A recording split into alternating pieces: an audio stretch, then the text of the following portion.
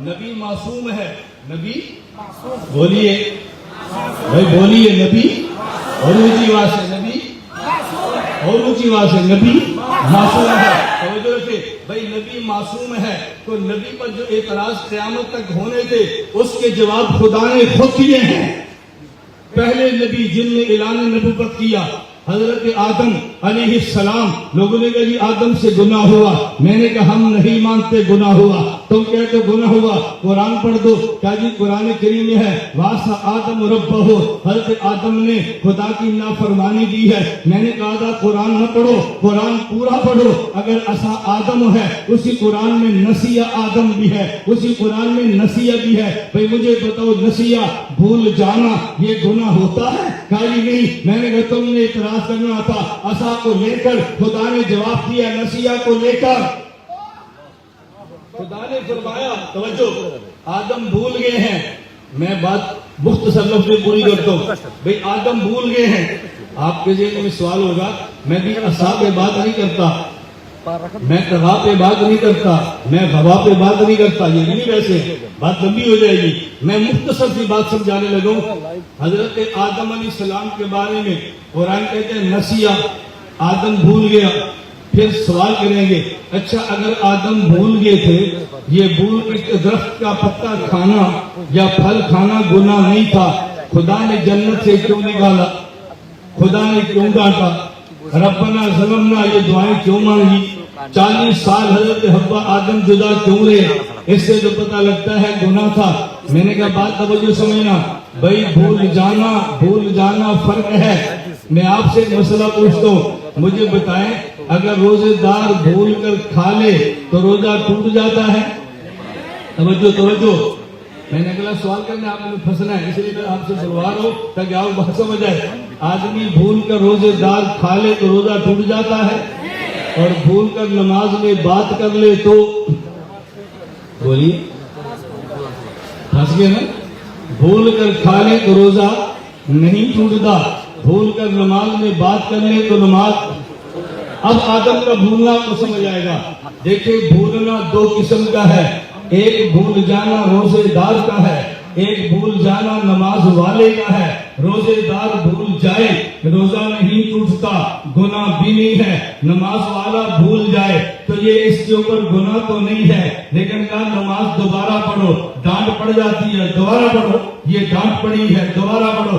روزے دار نے بھولا اور کھا لیا, روزہ بھی نہیں ٹوٹا, گناہ بھی نہیں ہے. نمازی بھول گیا, نماز ٹوٹ گئی, ڈانٹ پڑ گئی, دوبارہ پڑھو, لیکن گناہ نہیں ہے. ایک بھولنا امتی کا ہے, ایک بھولنا نبی کا ہے. امتی کا بھولنا اور ہے, نبی کا بھولنا اور ہے. امتی بھول جائے گناہ بھی نہیں ہے, ڈانٹ بھی نہیں ہے. نبی بھول جائے گناہ تو نہیں ہے لیکن ڈانٹ ہے. میں مثال دینے لگا, یہ دونوں میں فرق کیوں ہے؟ اس فرق کی وجہ یہ ہے کہ بھول میں فرق ہے. آپ کے گھر میں مہمان آیا اور آپ نے مہمان سے پوچھا آپ کیا کھاؤ گے؟ مہمان کہتے ہیں جی مجھے دال کھلا دو لیکن مجھے ساتھ چٹنی چاہیے. توجہ رکھنا, آپ نے چٹنی کے لیے اپنے بیٹے کو بھیجا کہ جاؤ بازار سے لاؤ. آپ نے اس کو 100 ٹکا دے دیا, 200 ٹکے دیے, کہا بازار میں جاؤ پودینہ, دھنیا, سبز مرچ, کالی مرچ, فلاں چیز 10 چیزیں لکھوا دی. وہ بچہ واپس آیا, آپ نے تھیلا کھولا,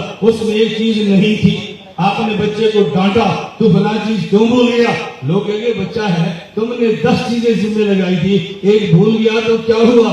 تو ذمہ 10 کام ہوں, ایک بھول جائے تو ڈانٹ نہیں پڑتی. لیکن اگر بچے سے آپ یہ کہیں, نوکر سے کہیں, خادم سے کہیں گھر میں ساری چیزیں موجود ہیں, آپ صرف بازار سے جاؤ اور وہ جا کر یہ صرف آپ سبز مرچ لے آؤ. وہ واپس آیا تو سبز مرچ کی بجائے دھنیا تھا, کیا کیا؟ کہا جی بھول گیا. اب ڈانٹ پڑتی ہے. کسی کے ذمے 10 کام ہوں, ایک بھول جائے تو ڈانٹ نہیں ہے. کسی کے ذمے ایک کام ہو اور بھول جائے تو ڈانٹ ہے.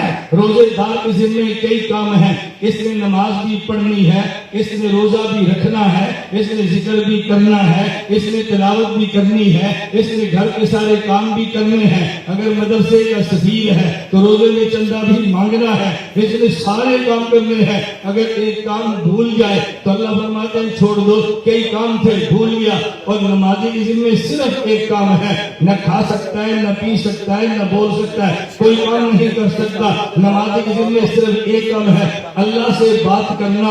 اس میں بھی بھول گیا, اللہ ڈانٹتے ہیں تیرے ذمہ ایک کام تھا تو وہ بھی بھول گیا. روزے دار کے ذمہ کئی کام تھے, ایک کام بھولے تو ڈانٹ نہیں ہے. نمازی کے ذمہ ایک ہی کام ہے, وہ بھول جائے تو ڈانٹ پڑتی ہے. نبی کی ذمہ ایک ہی کام ہے, اس ایک کام سے بھی بھول جائے تو اللہ ڈانٹتے ہیں تجھے نہیں بھولنا چاہیے تھا. امتی کا بھولنا روزے دار کا بھولنا ہے, نبی کا بھولنا نمازی کا بھولنا ہے. روزے دار بھول جائے تو روزہ بھی نہیں ٹوٹتا, گناہ بھی نہیں ہے. نماز والا اگر بھول جائے تو اس کی نماز ٹوٹ جاتی ہے لیکن گناہ نہیں ہے, ڈانٹ پڑتی ہے. حضرت آدم علیہ السلام بھولے, یہ بھولنا نبی کا تھا, گناہ نہیں تھا لیکن ڈانٹ پڑی ہے. اور ڈانٹنے والا کون ہے؟ ڈانٹنے والا کون ہے یہ تو سمجھو نا. ہم کہتے ہیں ڈانٹ کیوں پڑی, آپ کہیں گے ربنا ظلمنا, توجہ, ربنا ظلمنا, ربنا ظلمنا تو صاف کہتا ہے میں نے ظلم کیا ہے. ظلم تو گناہ کو کہتے ہیں, وہ تو صاف کہتے ہیں میں نے ظلم کیا. آپ اس کا معنی کیا کریں گے, بات توجہ سے سمجھنا. آپ اس کا معنی کیا کریں گے, اللہ نے آدم کے جملے ربنا ظلمنا انفسنا وہ ذکر کیے ہیں. حضرت آدم علیہ السلام سے خوشیوں کا ذکر فرمایا ہے. توجہ سے میری دلیل کو سمجھنا. آپ کے گھر میں مہمان آئے, مہمان سے پوچھا جی کیا پیئیں گے, کہا جی مجھے ایک کپ دودھ چاہیے. آپ نے بچے کو بھیجا کہ جاؤ گھر سے ایک کپ دودھ لے آؤ. وہ بچے نے گرم دودھ لیا اور شیشے کے کپ میں لا رہا تھا. وہ گلاس تھا شیشے کا, اس کو ٹھڈا لگا اور ٹوٹ گیا. اور وہ بچہ کھڑا ہے, استاد جی معاف کر دیجئے. استاد جی فرماتا ہے تو نے خود گرایا. نہیں استاد جی معاف کر دیجئے. بھائی معافی کس بات کی, گر گیا ہے. نہیں استاد جی معاف کر دیجئے. وہ مہمان سمجھتا ہے بچے نے توڑا نہیں ہے, بچے سے ٹوٹا ہے, لیکن یہ عام بچہ نہیں ہے. یہ بچہ ذکی بھی ہے, یہ بچہ حساس بھی ہے, یہ بچہ خاندانی لگتا ہے. تو مہمان کہتا ہے استاد جی آپ اس بچے کو کہہ دو میں نے معاف کیا, یہ خوش ہو جائے گا.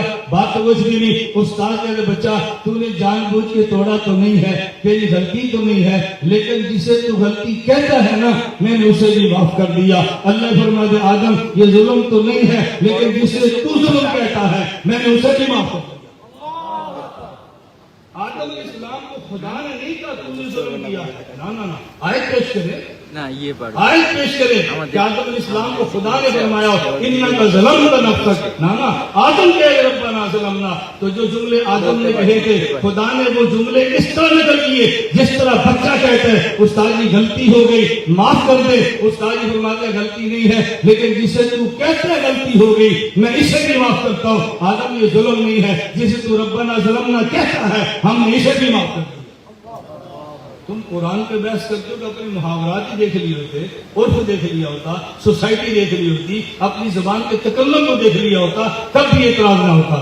لیکن یہ سب اعتراض محض اللہ معاف فرمائے صحابہ سے بوجھ کی بنیاد پر ہوتے ہیں. میں نے عرض کیا اللہ مجھے اور آپ کو منہج علماء دیوبند پر چلنے کی توفیق عطا فرمائے. میں بس آخری بات میں نصیحت نہیں کرتا, میں چھوٹا ہوں, گزارش چھوٹے کیا کرتے ہیں, گزارش بڑے نصیحتیں کرتے ہیں. میں صرف آپ سے ایک چھوٹی سی گزارش کرتا ہوں اللہ کے لیے, علماء دیوبند کے منہج کو سمجھیں.